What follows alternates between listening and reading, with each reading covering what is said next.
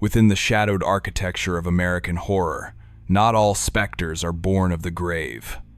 Some are forged in the suffocating heat of a kitchen hearth, shaped by the slow, grinding cruelty of domestic bondage.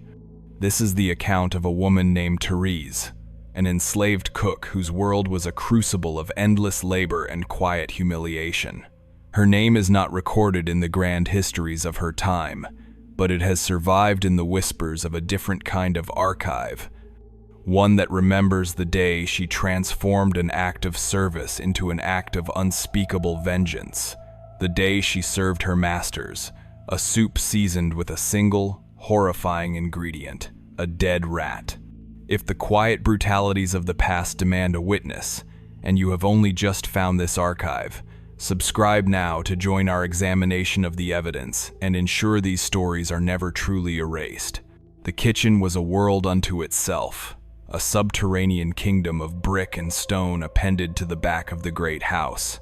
It existed in a state of perpetual twilight, its only illumination coming from the ravenous, ever-present fire in the massive hearth and the occasional, grudging beam of sunlight that managed to pierce the grime-caked panes of the two high, narrow windows. The air itself was a physical presence, a thick, almost breathable mixture of wood smoke, rendering fat, and the damp, earthy smell of the root cellar that was accessed through a heavy wooden trapdoor in the corner. In the summer months, the heat was a physical torment, a heavy, suffocating blanket that seemed to suck the very breath from one's lungs. It radiated from the great fireplace, turning the small enclosed space into a furnace. Sweat was a constant companion, trickling down the temples and backs of the women who worked there, stinging their eyes and soaking the thin, coarse fabric of their shifts. There was no escape from the heat, no moment of cool respite. It was the unchanging climate of their existence. Life in this domain was a relentless cycle of demanding, back-breaking labor, governed not by the clock, which held no meaning for the enslaved, but by the appetites of the master and mistress of the house. The day began long before the first hint of dawn, with the stoking of the embers from the previous night's fire. The first task was to haul water from the well, a repetitive, muscle-straining ordeal of filling heavy wooden buckets and carrying them, balanced on a shoulder yoke, back to the kitchen. This water was for everything, for boiling, for washing, for scrubbing. The work that followed was a blur of constant motion. There were vast iron pots, heavy even when empty, that had to be scrubbed with sand and lye until their blackened surfaces held a dull sheen. There were floors of rough-hewn stone that had to be swept and mopped, a task that was never truly finished, as the constant traffic of servants and the soot from the fire ensured they were dirty again, almost immediately. The preparation of the food itself was an epic undertaking, an alchemical process that transformed raw, often difficult ingredients into the delicate, refined dishes demanded by the family in the main house. This was the world of Therese. It was the only world she had ever truly known. She was a woman of indeterminate age, her features weathered by heat and fatigue, her hands a testament to a life of hard, unceasing work.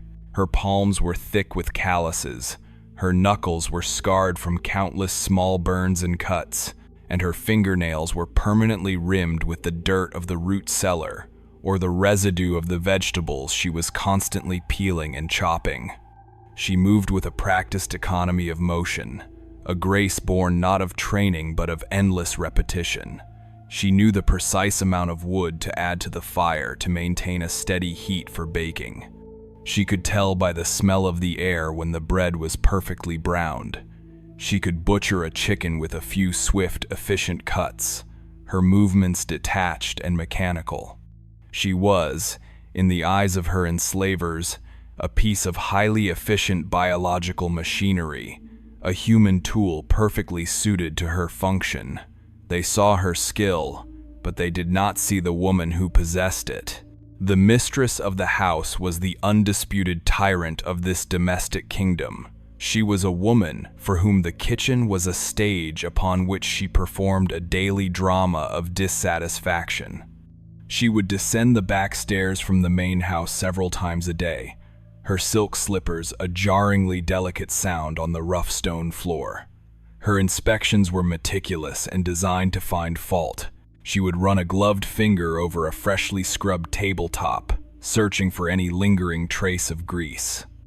She would peer into the bubbling pots, her nose wrinkled in disapproval, and declare that the soup was too thin or the stew too fatty. Her criticisms were never delivered as constructive feedback. They were public pronouncements of incompetence, delivered in a sharp, cutting voice that was intended to humiliate. She would berate Therese and the other kitchen staff for the slightest perceived imperfection, her insults often personal and cruel. She would comment on their slowness, their supposed ignorance, their very appearance. The presence of the mistress filled the kitchen with a unique and poisonous tension. The already oppressive atmosphere would become charged with a new level of anxiety. The women would work with their eyes downcast, their movements becoming more rigid, their breath held tight in their chests, waiting for the inevitable storm of her disapproval to break upon them. The master was a more distant, but no less formidable, presence. He rarely set foot in the kitchen himself, but his desires and his temper were the invisible laws that governed everything within it. His tastes were notoriously fickle, his appetites vast. He demanded elaborate, multi-course meals, dishes that required hours of painstaking preparation. He was a man who equated the quality of his table with his own status in the world, and any failure in the kitchen was seen as a personal affront to his honor. Word of his displeasure would travel back to the kitchen through a chain of command, from a house servant to the mistress, and finally it would land upon Therese with the force of a physical blow. The consequences for displeasing the master were far more severe than the mistress's daily tirades. A poorly cooked meal could result in a punishment that went beyond verbal abuse, a reminder that the master held the power not just of comfort and discomfort, but of life and pain. Thus, every meal that left the kitchen was a high-stakes gamble, a carefully constructed offering designed to placate a capricious and easily angered god.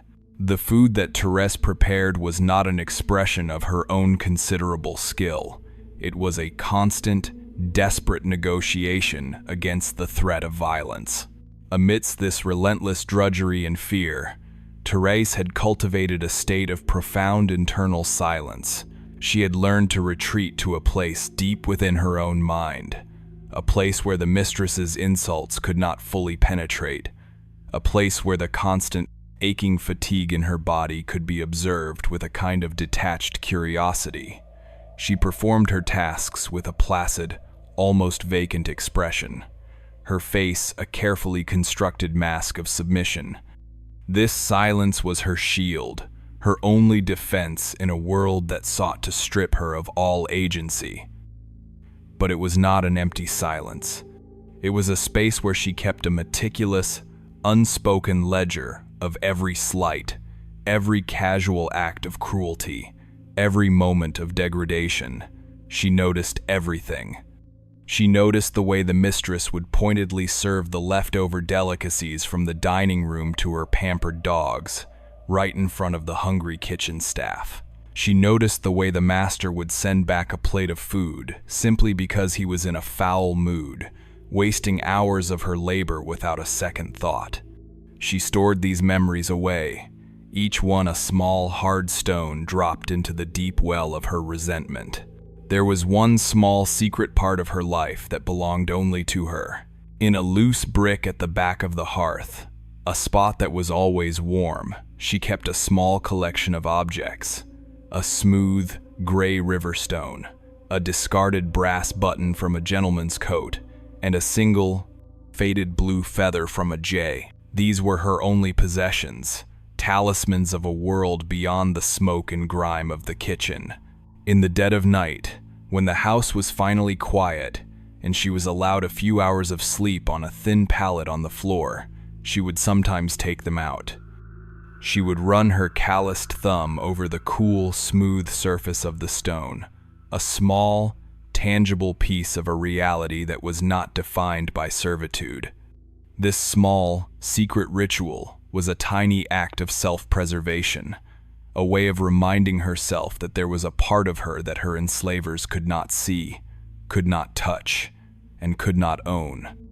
It was a flicker of humanity kept alive in the most inhuman of circumstances. This tiny, hidden world was the only space where she was not simply a cook, a slave, an object. It was the only place where she was Teres. The daily service of food was the ultimate expression of the twisted intimacy of their relationship. Teresa's hands, the same hands that were deemed too dirty and coarse to be seen in the main house, were responsible for preparing the very sustenance that kept her oppressors alive. She nourished the bodies of the people who starved her spirit. She poured her skill, her energy, her very life force into the pots and pans, creating dishes that were a source of pleasure and pride for a family who saw her as less than human. This profound and bitter irony was not lost on her. It settled in her gut like a slow-acting poison, a constant, simmering reminder of the fundamental injustice of her world. She was the source of their comfort, the architect of their daily pleasures, yet she was afforded no comfort, no pleasure, no dignity of her own. The kitchen, with its dim firelight and its air thick with the smells of cooking, was not a place of nourishment for her. It was a prison, a place of slow, grinding erasure. The question of what drives a woman to turn food into a weapon is answered in this simple, brutal equation. When the act of providing sustenance is stripped of all humanity and becomes an act of pure, unacknowledged servitude, the line between nourishment and poison becomes perilously thin. The transition from silent endurance to the first, tentative spark of rebellion was not a sudden event. It was the slow, inexorable curdling of a spirit that had been steeped in bitterness for far too long. The seeds of Teresa's vengeance were not sown in a single dramatic moment of defiance. They were planted slowly, grain by grain, in the furrows of 1,000 daily humiliations. The cruelty she endured was of a particularly insidious kind, a domestic poison administered in small, steady doses, designed not to break the body but to corrode the soul. It was a cruelty that thrived in the enclosed, intimate spaces of the household, a performance of power that required an audience of the powerless. The mistress, a woman named Eleanor, had perfected this art. She understood that a public insult was a far more effective tool of control than a private blow, for it reinforced not only her own authority, but also the isolation of her victim. She created a climate of fear and rivalry among the enslaved staff, ensuring that any bond of solidarity was frayed by the constant, corrosive threat of her displeasure. They were all unwilling actors in her private theater of dominance, and Therese was too often cast in the leading role of the scapegoat. One afternoon, the household was in a state of heightened activity in preparation for an important dinner party. The master was expecting a business associate, a man whose favor he was eager to curry, and the mistress was determined that the evening would be a flawless display of her husband's prosperity and her own refined taste. The pressure in the kitchen had been building for 2 days. Exotic ingredients had been procured from the markets in the city, and the menu was a complex affair of roasted game, delicate pastries, and a particularly difficult cream-based sauce that was the mistress's pride. The successful execution of this sauce was considered the linchpin of the entire meal, and the task, as always, fell to Therese.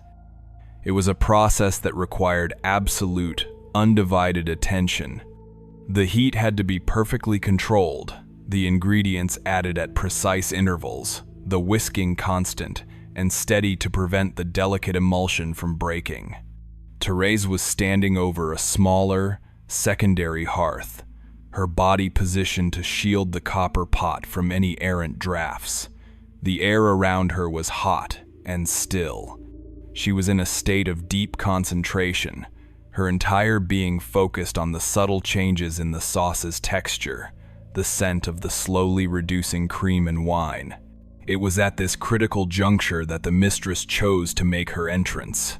She swept into the kitchen, not with her usual air of brisk inspection, but with a languid, performative grace, for she was accompanied by the wife of her husband's business associate, a woman she was eager to impress. She was showing off her domain, explaining the workings of her well-managed household. She spoke of the kitchen as if it were a complex and fascinating piece of machinery, and of the servants as its interchangeable, unthinking parts. She led her guest towards the main hearth, describing the roasting fowl in lavish detail, and then she turned her attention to Therese. She approached her from behind, and without warning, reached past her to lift the lid from a nearby pot of simmering vegetables, releasing a sudden, violent cloud of steam. She then remarked to her guest that one had to watch them every second, for their minds were prone to wandering. The sudden intrusion, the burst of steam, the sharp, condescending words were a calculated distraction. Therese flinched, her steady rhythm broken for a single, fatal second. It was all it took. A faint, acrid smell rose from the copper pot. A dark fleck appeared at the bottom. The sauce had scorched. The mistress's performance shifted instantly. Her face, which had been arranged in a mask of genteel hospitality for her guest, transformed into a mask of cold, theatrical fury. She did not raise her voice. She did not need to. Her words were quiet, precise, and intended to cut like shards of glass. She told her guest that this was precisely what she had been talking about. She announced to the entire kitchen that Therese, through her carelessness and inattention, had ruined the sauce, and quite possibly the entire dinner. She accused her of being lazy, of being stupid, of a deliberate act of sabotage born of a sullen and ungrateful nature. She picked up the ruined sauce, carried it to the scullery, and poured it into the slop bucket with a gesture of profound disgust. She then ordered Therese to start again, knowing full well that there was not enough time, nor enough of the expensive cream, to do so. The other kitchen servants stood frozen, their heads bowed, their eyes fixed on their own tasks, afraid to even look at Therese, lest they be drawn into the circle of the mistress's wrath. Therese herself did not speak. She did not offer an excuse. She simply stood, her hands clenched at her sides, and endured the verbal assault. She felt the hot blush of shame creep up her neck, a physical manifestation of her powerlessness. She could feel the eyes of the other servants on her, their pity a further source of humiliation. Inside, a cold, hard knot was forming in her chest. She took the memory of the mistress's smiling, cruel face, the sound of her quiet, venomous words, and the sight of the rich, creamy sauce mingling with the vegetable peelings in the slop bucket, and she filed it away in the silent, ever-expanding ledger of her grievances. The denial of dignity was a constant, but it was the specific, calculated denial of basic human comforts, like food and rest, that wore away at her spirit most relentlessly. The disparity between the food she prepared and the food she was allowed to eat was a source of profound, unspoken bitterness. She spent her days surrounded by the rich, tantalizing smells of roasting meat, baking bread, and simmering spices, yet her own diet consisted of little more than cornmeal mush and the occasional stringy piece of salted pork. The leftovers from the master's table, which could have provided a rare and welcome supplement to this meager diet, were a subject of constant contention. The mistress held a firm belief that to allow the enslaved to taste the food of their betters was to invite discontent and insolence. She treated the leftovers as a tool of psychological warfare. More often than not, She would order the remnants of a fine meal to be disposed of in a manner that seemed designed to cause the maximum amount of pain. There was an evening, following a particularly lavish feast, when a large, barely touched platter of roasted duck was returned to the kitchen. The scent of the rich, fatty meat and the sweet glaze filled the small, hot room, a tantalizing aroma that made the stomach ache with hunger. Therese and the other servants watched as the platter was placed on the large central table. They were exhausted, having been on their feet for nearly 18 hours, and the prospect of a small taste of this luxury was a source of quiet, hopeful anticipation. The mistress entered the kitchen, her face flushed with wine and the success of her party. She saw the platter of duck, and she saw the hungry eyes of her servants. A small, cruel smile played at the corners of her mouth. She remarked that the duck was far too rich for their simple constitutions. She then called for her favorite of her 3 small, yapping lap dogs.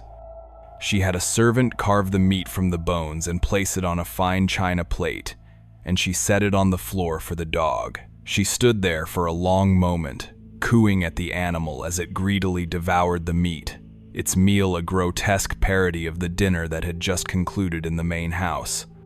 When the dog was finished, she ordered that the remaining carcass be burned in the hearth. She told them that she would not have them getting ideas above their station. The act was one of stunning, deliberate cruelty, a clear and unambiguous statement of their worth in her eyes. They were less than her dogs. After she had swept from the room, a heavy, suffocating silence descended on the kitchen. No one spoke, no one looked at anyone else. They simply returned to their tasks, the smell of the burning duck bones now a sickening, acrid stench that mingled with the lingering wood smoke. Therese felt the cold knot in her chest tighten until it was difficult to breathe. Rest, like food, was not a right but a privilege, one that was granted and withdrawn at the mistress's whim. An ordinary day of labor was enough to leave the body in a state of profound, aching exhaustion.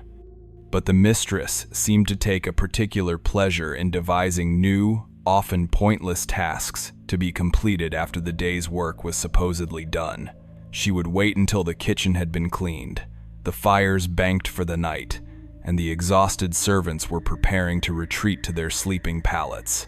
Then she would appear, a ghostly figure in her nightdress, holding a single candle. She would have noticed a spot of tarnish on a silver serving spoon, or a slight disorder in the arrangement of the pantry shelves, and she would order that the entire set of silver be polished immediately, or that the entire pantry be emptied and reorganized.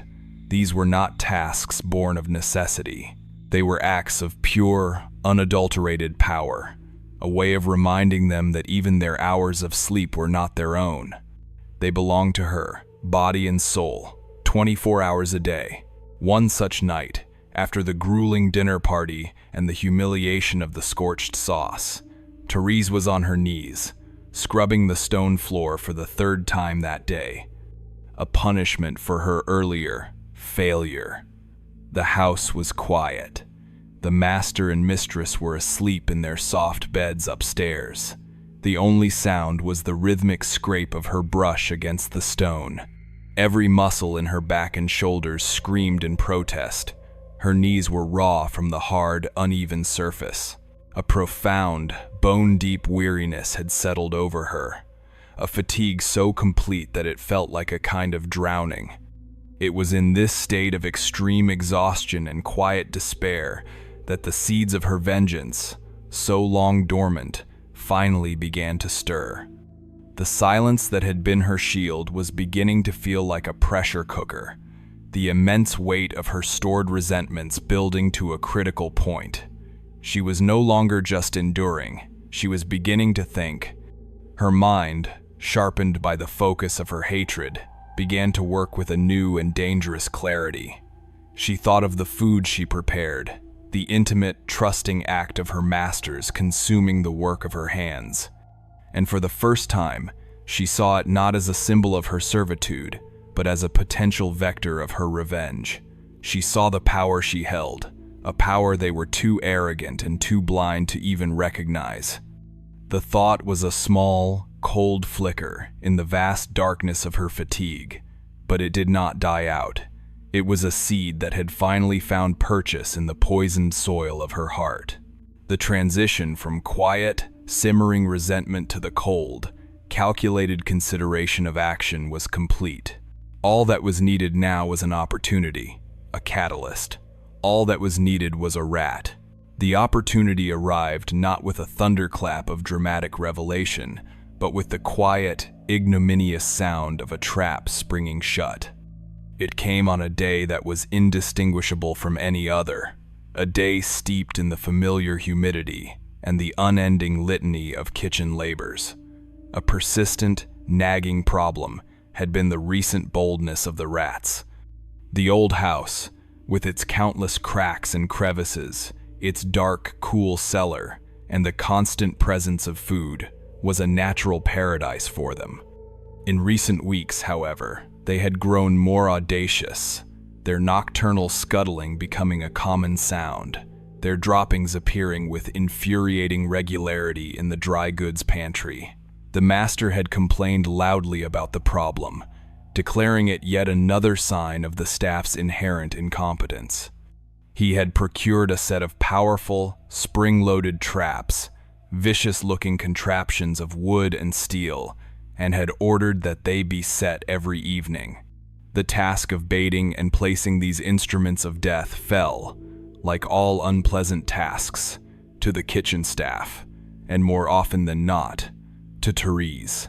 Early one morning, before the sun had even begun to pale the eastern sky, Therese was making her rounds, collecting the traps she had set the previous night.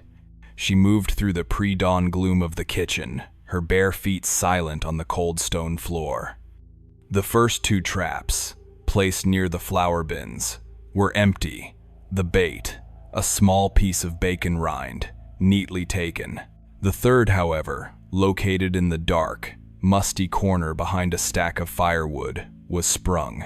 In the dim, flickering light from the hearth's embers, she saw it. A large gray rat was caught in the trap's iron jaws. The metal bar had snapped down with brutal efficiency across the creature's back, killing it instantly. It was a common enough sight, a small, grim victory in the ongoing war against the house's vermin. Ordinarily, she would have taken the trap outside, used a piece of wood to pry open the spring, and tossed the carcass onto the midden heap for the crows. It was a repulsive but necessary chore, one she performed with a detached, mechanical indifference. But on this morning, she did not. She stood over the trap for a long, silent moment, her gaze fixed on the dead creature. The rat was a symbol of everything that was reviled and unclean. It was a creature of the shadows, a thief that scurried in the dark, a carrier of filth and disease. It was the ultimate contaminant, the very antithesis of the pristine, refined world of the dining room. To find a rat in one's house was a source of shame. To find a rat in one's food was an unthinkable horror, a violation of the most fundamental trust. And in that moment, looking at the small, gray body, an idea began to form in her mind. It was not a sudden, explosive thought, but a slow, cold, and deliberate crystallization of all the resentment, all the hatred, all the quiet humiliations she had stored away for so long. The thought was so monstrous, so far beyond the pale of any transgression she had ever imagined, that it almost took her breath away. Yet, it did not repel her.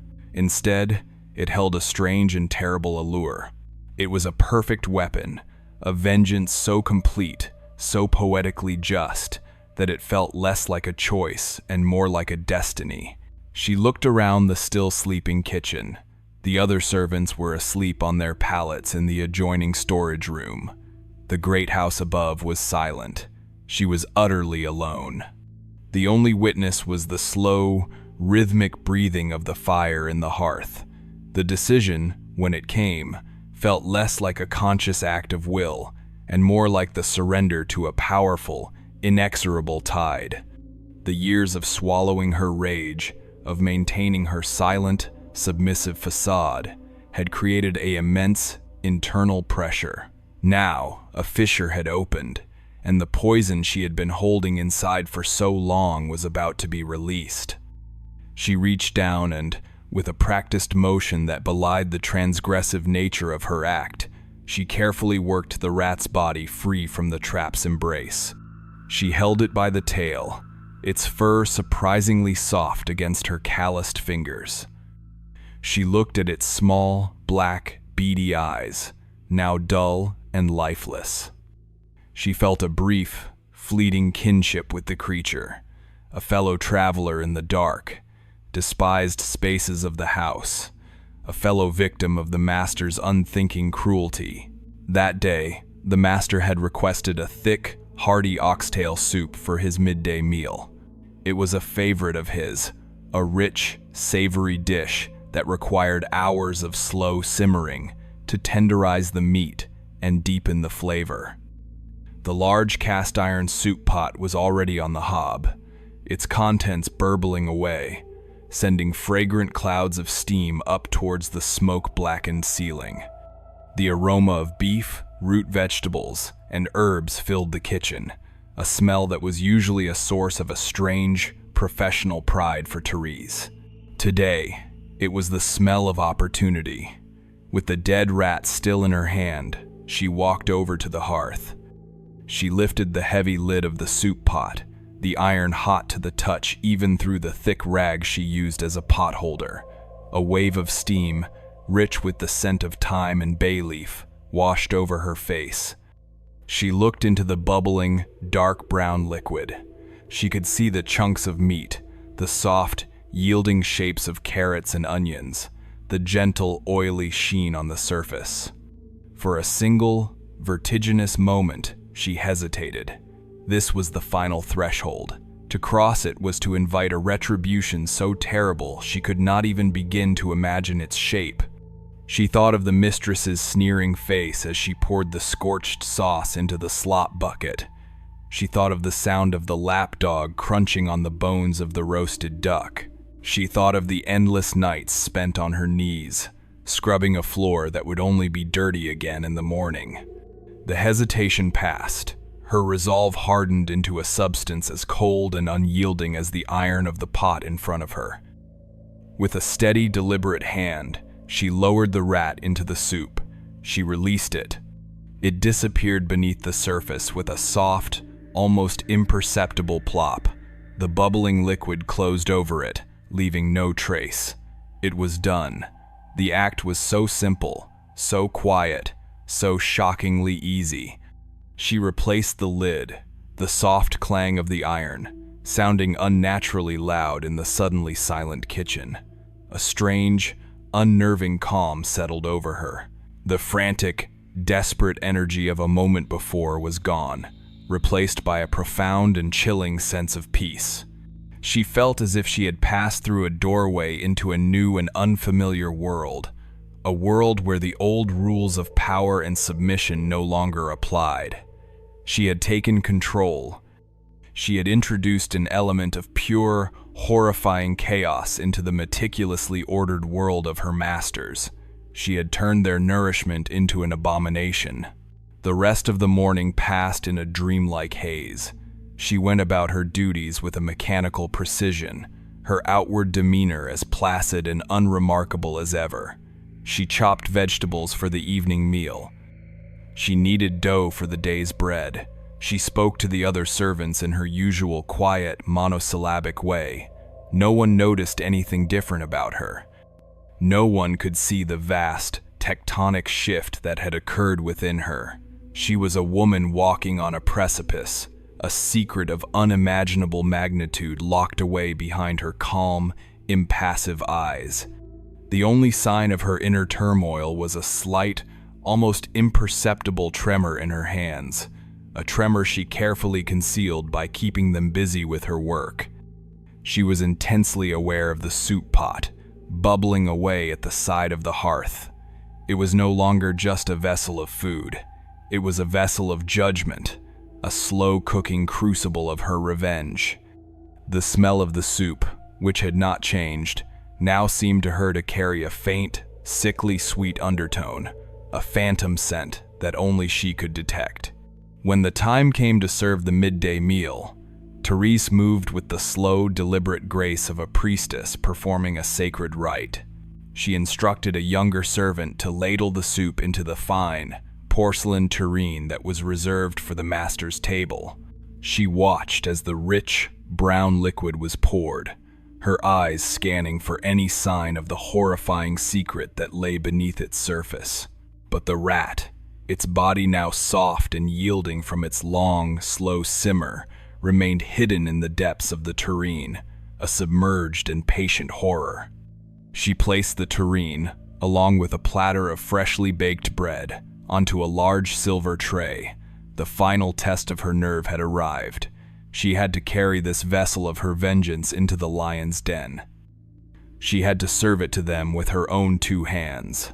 She lifted the heavy tray. Her hands, to her own surprise, were perfectly steady. The tremor was gone, replaced by a rigid, almost supernatural stillness. She walked from the kitchen, through the short, dark passageway, and up the 2 steps that led into the formal dining room. The transition was always a jarring one, from the dim, smoky, chaotic world of the kitchen to the bright, airy, and obsessively ordered world of the master. She stepped into the room, her eyes adjusting to the light pouring in through the tall, mullioned windows. The master and mistress were seated at the head of the long, polished mahogany table, their backs to her. They were engaged in some quiet domestic conversation, their voices a low, indistinct murmur. They did not turn as she entered. They did not acknowledge her presence. She was, as always, an invisible and silent functionary. She approached the table, her footsteps making no sound on the thick, imported rug. With steady hands, she placed the tureen on the polished wood of the table, the silver of the tray a perfect, gleaming reflection of the orderly world she was about to shatter. Therese did not linger in the dining room. To do so would have been a breach of the invisible, yet rigidly enforced, protocols of the house. Her task was to deliver the food, a silent and unobtrusive presence, and then to vanish back into the shadows from whence she came. She placed the silver ladle next to the tureen, its polished bowl catching a distorted fisheye reflection of the room, and then she retreated, backing away from the table with the practiced deference of a courtier leaving the presence of a monarch. She slipped back into the dim passageway, but she did not return immediately to the kitchen. Instead, she pressed herself into a shallow alcove, a small recessed space where cleaning supplies were sometimes stored, a space that was shrouded in deep shadow. From here, she had a partial, oblique view of the dining table. She could not see their faces clearly, but she could see their hands, their postures, the general tableau of their midday meal. She held her breath, her heart a slow, heavy drum against her ribs. This was the culmination, the moment when her secret act would finally be brought into the light. The dining room was a sanctuary of domestic tranquility, a carefully curated stage set designed to reflect the family's wealth and good taste. The table was a testament to this, a gleaming expanse of dark mahogany populated by a constellation of fine, delicate objects. The silverware was heavy and ornate, its intricate patterns polished to a brilliant shine. The napkins were of fine, white linen, starched and folded into the shape of fans. The water goblets were of imported crystal, their faceted surfaces catching the midday light and fracturing it into 1,000 tiny rainbows on the white tablecloth. The master and mistress presided over this scene with an air of casual, unthinking entitlement. It was their world, and everything in it, from the silver on the table to the woman who had just served them, was a reflection of their own importance. The mistress, Eleanor, lifted the heavy lid of the tureen. A cloud of fragrant steam billowed forth, carrying the rich, savory aroma of the soup. She commented, her voice carrying clearly to Therese in her hiding place, that the soup at least smelled presentable, a backhanded compliment that was, for her, a rare expression of approval. She took the silver ladle and began to serve. The sound was a familiar one to Therese, a domestic symphony she had heard 1,000 times. The soft, liquid sound of the ladle dipping into the soup, the gentle clink of it against the porcelain rim of the bowls, the soft scrape of the chairs as the master and his wife adjusted their positions to receive their meal. She served her husband first, then herself. She replaced the lid on the tureen and set the ladle down on its designated silver rest. For a few moments, the only sound was the quiet, rhythmic clicking of spoons against porcelain. They ate, unaware. They were consuming her rage, her hatred, her ultimate act of defilement, and they did not know it. They were swallowing the filth of the house, the very vermin they so despised, and they tasted only the familiar comfort of a well-made soup. Therese watched from the shadows, a strange, dizzying sense of power surging through her. She was the author of this scene, the hidden puppet master pulling the strings of their genteel, orderly world. She had introduced a grotesque and horrifying secret into the heart of their sanctuary, and they had welcomed it in, invited it into their very bodies. The moment of discovery, when it came, was not a sudden, dramatic explosion, but a slow, dawning horror. It was the master who found it.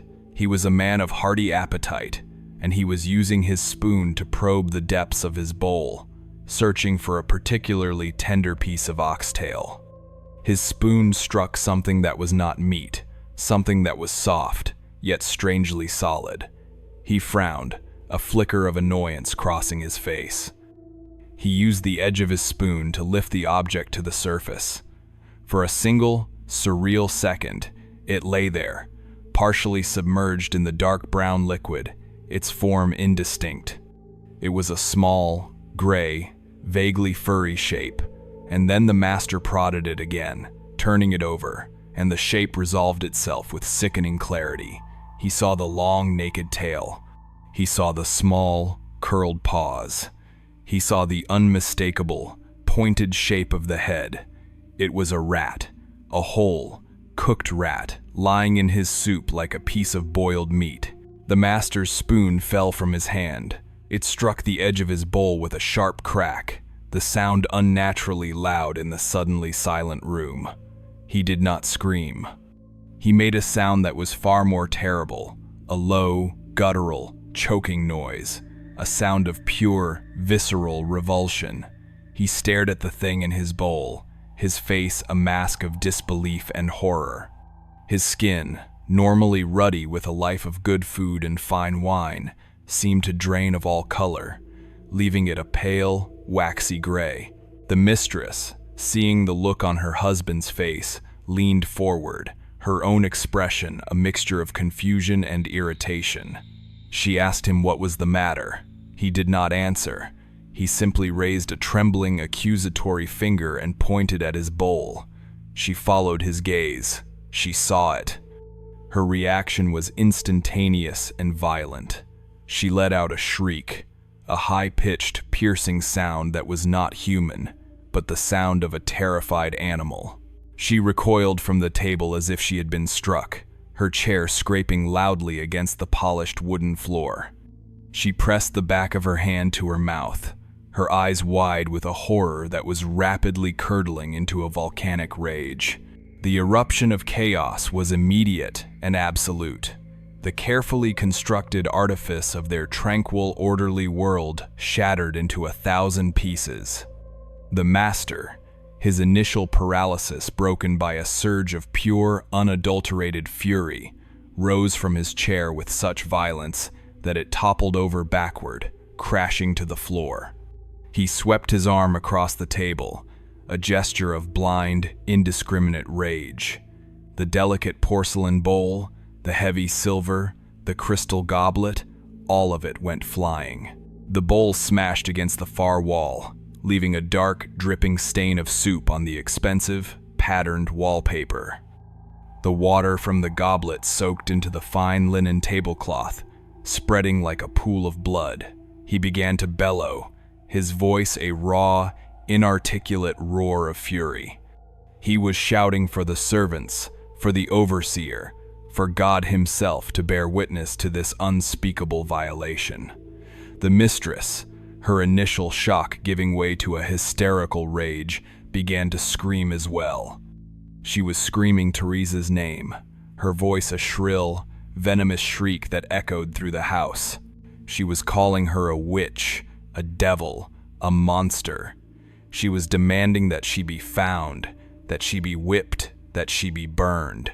Therese, still hidden in her alcove, watched the scene of pandemonium unfold. She felt no fear. She felt no remorse. She felt only a cold, detached sense of vindication. This was the true face of her masters, the raw, primal ugliness that lay just beneath the thin veneer of their civility. This was the chaos they had sown, now returned to them in a single, horrifying meal. The sounds from the dining room acted as an alarm, and soon the house was swarming with servants, their faces a mixture of terror and bewildered curiosity. They poured into the dining room to find a scene of utter bedlam. The master was pacing back and forth like a caged animal, his face purple with rage. The mistress had collapsed into a chair, her body racked with shuddering, hysterical sobs. The beautiful, orderly dining room was a scene of wreckage, a battlefield strewn with the casualties of a domestic war. The search for Therese began immediately. The master, his voice hoarse from shouting, ordered the house to be torn apart until she was found.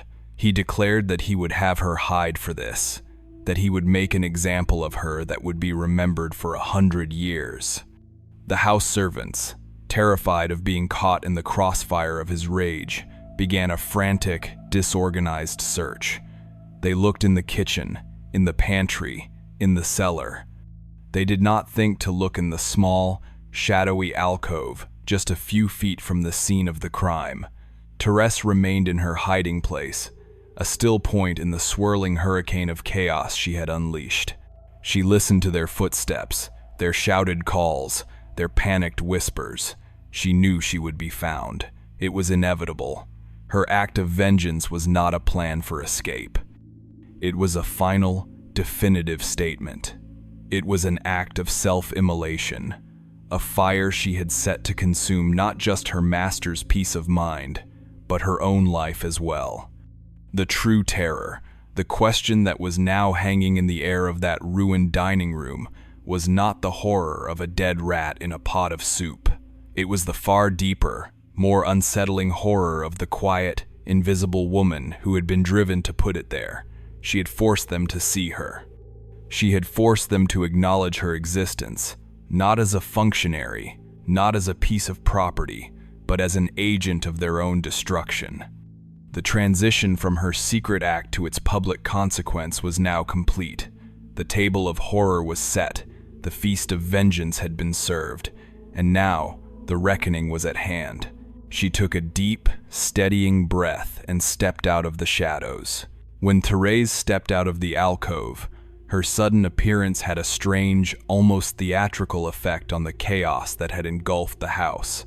For a brief moment, the frantic motion and the cacophony of shouts seemed to halt, suspended in a tableau of disbelief. The house servants, who had been rushing past her hiding place without a glance, now stopped dead in their tracks, their faces a mixture of astonishment and a dawning, instinctive fear.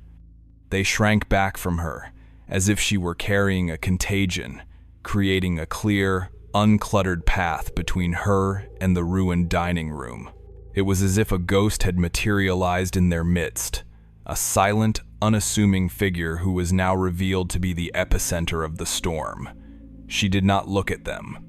Her gaze was fixed on the dining room entrance, on the figures of the master and mistress, who were now staring at her. Their own expressions, a volatile cocktail of incandescent rage and a flicker of something else, something that looked almost like fear. She had been the invisible woman, a piece of human furniture. Now, in this moment of absolute crisis, she was the most visible, most terrifying person in the world. The master was the first to break the spell. His paralysis gave way to a fresh surge of adrenaline-fueled fury. He let out a wordless roar and lunged towards her, his hands clawed as if he intended to tear her apart with his bare hands. Two of the male house servants, acting on an instinct born of years of anticipating their master's rages, moved to intercept him, not to protect Therese, but to protect him from the unseemly act of laying hands on an enslaved person himself. That was a task for lesser men. They held him back, his body straining against their grip, his face a mask of apoplectic fury. He was shouting at her, his words a torrent of vitriol, a stream of accusations and threats. He demanded to know if she had done it, if she was the one who had committed this unspeakable, this unimaginable act. He asked her what devil had possessed her. He promised her a death so slow and so painful that she would beg for the mercy of hell itself. Therese did not cower. She did not weep or plead for forgiveness. She simply stood before him, her hands held loosely at her sides, and met his enraged gaze with her own calm, steady one. She did not speak. She did not need to. Her silence, the same silence that had been her shield for so many years, was now her confession. It was a calm, deliberate, and absolute acknowledgement of her guilt. Her refusal to engage, to participate in his performance of outrage, seemed to enrage him even further. It was a final, infuriating act of defiance. She was denying him the satisfaction of her terror, the catharsis of her submission. She was, even in this moment of her capture, still in control. The mistress, Eleanor, having recovered from her initial hysterics, now took charge of the situation with a cold, venomous efficiency. Her voice, unlike her husband's, was not a roar. It was a low, sibilant hiss, each word carefully chosen to inflict the maximum amount of damage. She ordered the servants to seize Therese. She told them to bind her hands. She instructed them to take her to the smokehouse, a small, windowless outbuilding with a dirt floor and a heavy, lockable door, and to bolt her inside. The arrest was a grim, fumbling affair. Two of the male servants, their faces grim, approached Therese with lengths of rough hemp rope. They were men she had worked alongside for years, men with whom she had shared the silent camaraderie of a shared oppression. Now, they were her jailers. They avoided her eyes as they roughly pulled her arms behind her back and bound her wrists, the coarse rope biting into her skin. They did not speak to her. They treated her as if she were no longer a person, but a dangerous and unpredictable object that needed to be contained. They led her out of the house, through the back courtyard, and towards the smokehouse. The journey was a walk of profound and terrible shame. The other enslaved members of the household had gathered in small, silent clusters, their faces a mixture of awe, terror, and a grim, unspoken understanding. They watched her being led away, their eyes following her every move. She was a pariah, a woman who had crossed a line that none of them had ever dared to even approach. She was a living testament to the possibility of a rebellion so profound and so personal that it terrified them as much as it did their masters. The heavy wooden door of the smokehouse was pulled shut, plunging her into an absolute, suffocating darkness. The sound of the heavy iron bolt being thrown on the outside was a sound of utter finality, the sound of a tomb being sealed. Therese was left in the darkness of the smokehouse for 2 full days. It was a period of sensory deprivation designed to break her spirit. The air inside was thick and cloying, heavy with the lingering, greasy scent of cured meat. The darkness was so complete that she could not see her own hand in front of her face. There was no sound but the frantic, panicked beating of her own heart and the faint, scuttling noises of the very creatures that had been the instrument of her vengeance. She was given no food and only a single, small bowl of water. It was a time of forced, brutal introspection. She replayed the events over and over in her mind, from the moment she had found the rat in the trap to the moment she had stepped out of the shadows. She felt no regret. The cold, calm certainty that had settled over her in the kitchen had not dissipated. It had solidified into a kind of peace. She had known the consequences. She had accepted them. She had traded the long, slow, grinding death of her life as a slave for a single, incandescent moment of absolute agency. In the darkness of the smokehouse, she came to understand that she had not been captured. She had surrendered. She had finished her work, and she was now simply waiting for the inevitable bill to be presented. The process of justice, when it came, was as swift and merciless as the master had promised. The local sheriff, a man who was a personal friend and business associate of the master, was summoned to the plantation. There was no investigation in any meaningful sense of the word. The testimony of the master and mistress was taken as incontrovertible fact. The other servants, terrified of being implicated, offered corroborating statements, describing Therese's sullen and silent demeanor, which was now reinterpreted as a sign of a conniving and malevolent nature. There was no trial by a jury of her peers. The concept itself was a grotesque parody of justice in a society where she was not considered a person with rights, but a piece of property that had malfunctioned in a dangerous and destructive way. The judgment was passed not in a courthouse, but in the master's own study, over glasses of brandy. Therese was brought out of the smokehouse, blinking in the sudden, painful brightness of the sun, and made to stand before the sheriff and her master.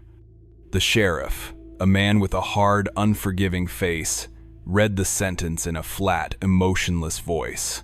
She had been found guilty of the crime of attempted poisoning, an act of insurrection against the domestic and social order.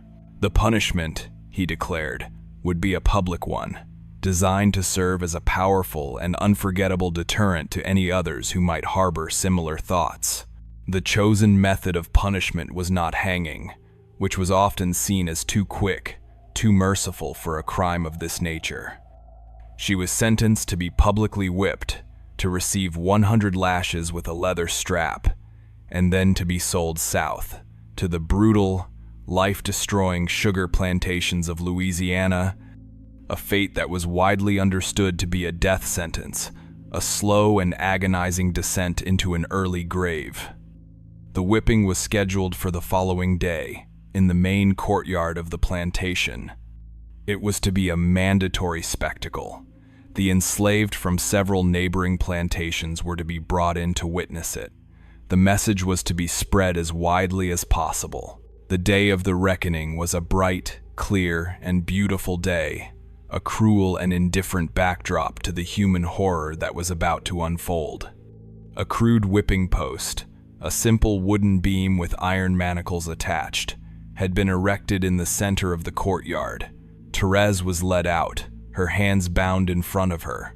She was stripped to the waist, an act of profound and deliberate humiliation, and her wrists were chained to the post, her back exposed to the assembled crowd.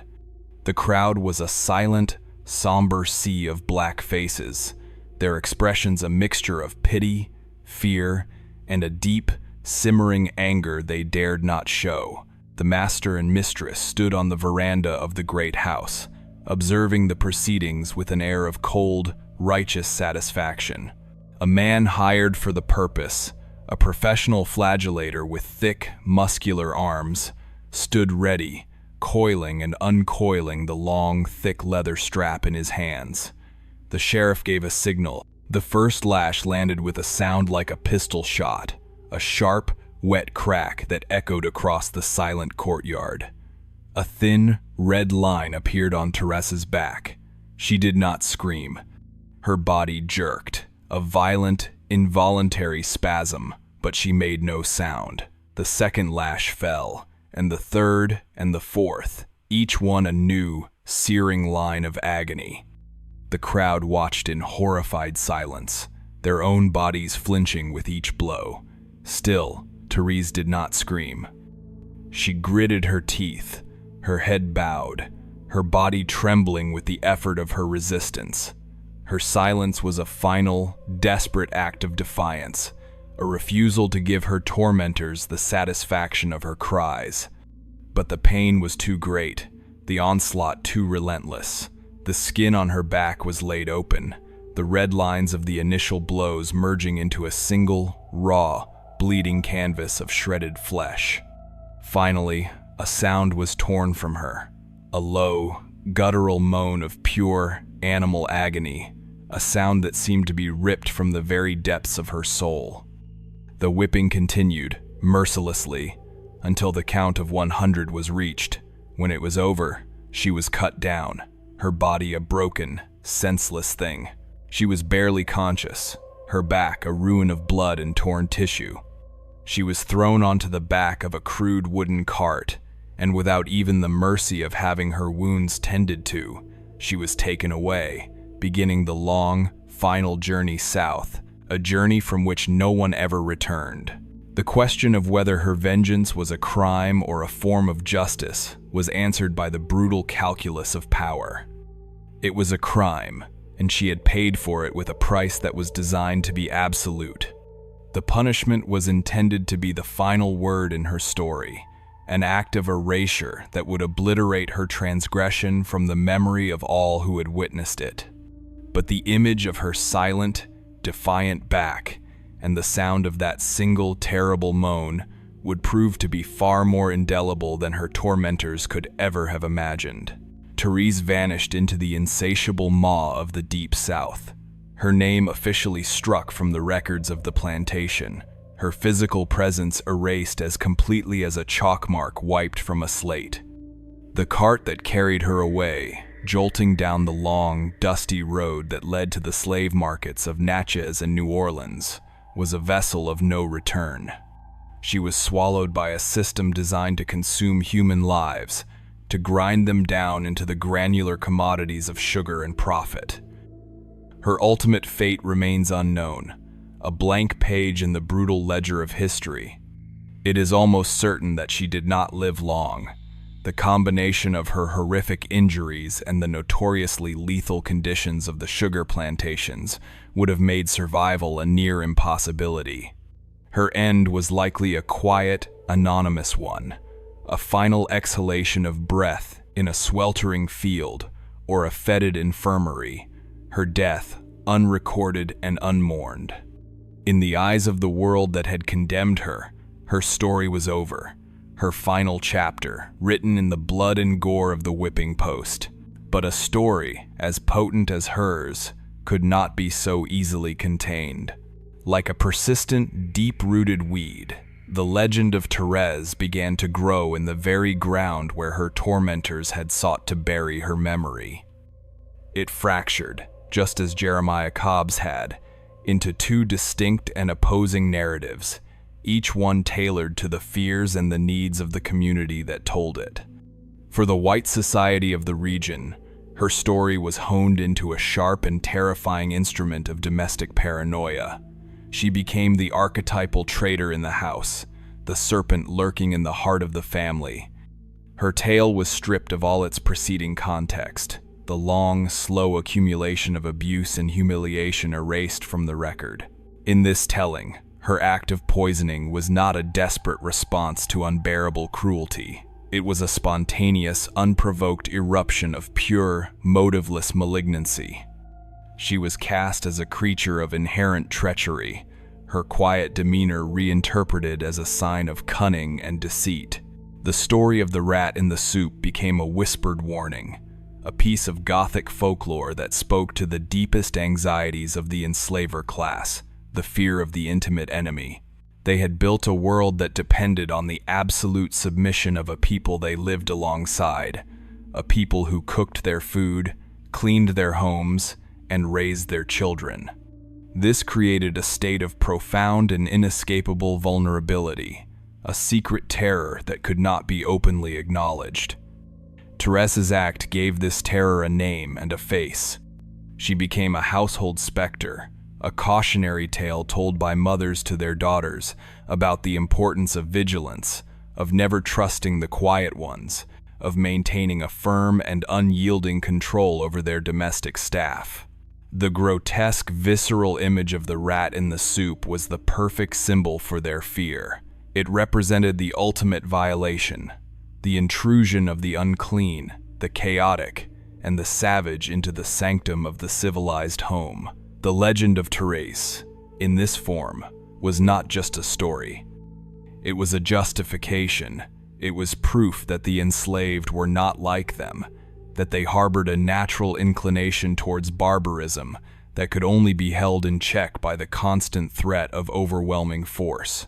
Her punishment, in this narrative, was not an act of vengeance, but a necessary act of purification, a cleansing of the social body. She was a witch who had been righteously exorcised, and her story served to reinforce the walls of the very system that had created her.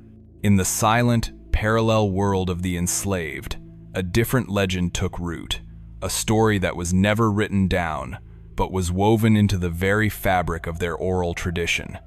It was a story told in hushed tones in the darkness of the cabins, a tale passed from a mother to a child as a piece of dangerous, essential knowledge.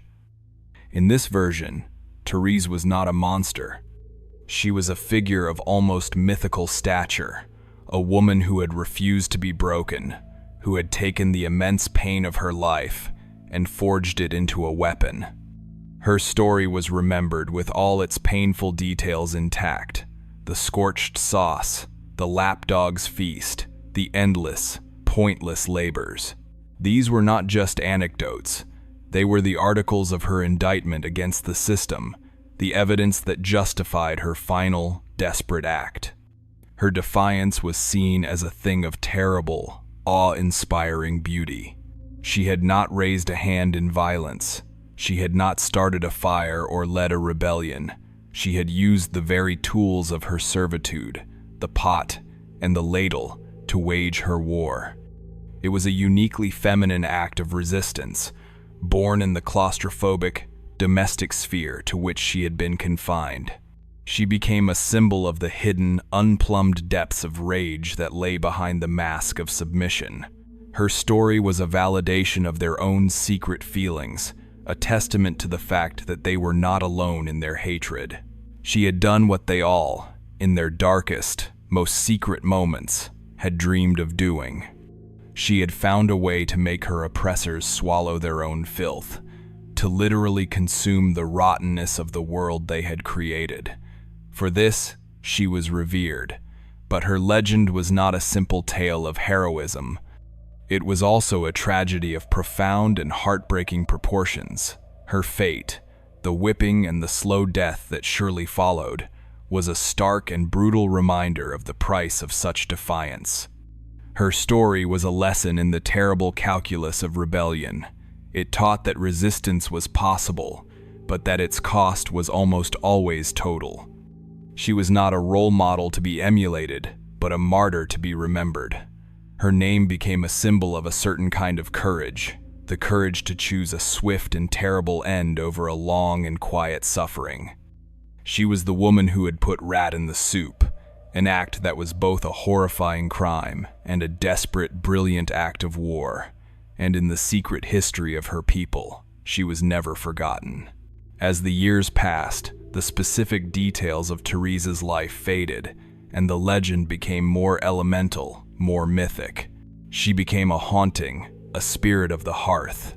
It was said that a cook who was being treated with particular cruelty might find a dead mouse on her chopping block, a sign that the spirit of Therese was with her, a silent offering of a terrible final solution.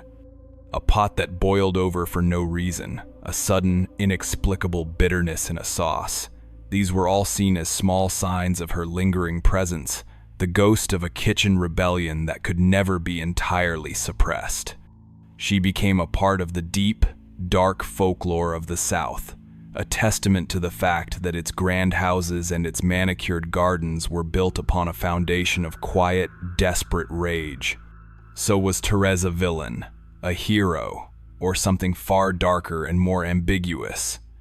To call her a villain is to ignore the profound, soul-destroying violence of the world she inhabited. To call her a hero is to sanitize the truly horrifying nature of her act. She was not trying to liberate her people. She was not making a political statement. Her vengeance was a deeply, profoundly personal act, a scream of rage from a woman who had been silenced for her entire life. She was a creator of nourishment who chose, in a single, irrevocable moment, to become a creator of defilement. She was a victim who, in her final act, embraced the monstrousness of her oppressors and turned it back on them in a form they could not ignore. Her legacy is a testament to the terrifying truth that the most intimate relationships can harbor the most profound hatreds, and that the quietest, most invisible people can be driven to the most spectacular acts of transgression. Her story does not offer easy answers or moral comfort. It simply remains, a haunting and indigestible morsel in the throat of American history, a reminder of the quiet, desperate wars that were fought and lost in the kitchens and the shadows of a not-so-distant past. The case file on Therese is now closed. Thank you for walking these halls of history with us. If you are new here, for more, subscribe to the Blaspheme Archive to stand among those who will be present when the next case is opened, and leave a comment to share your thoughts on what you have witnessed.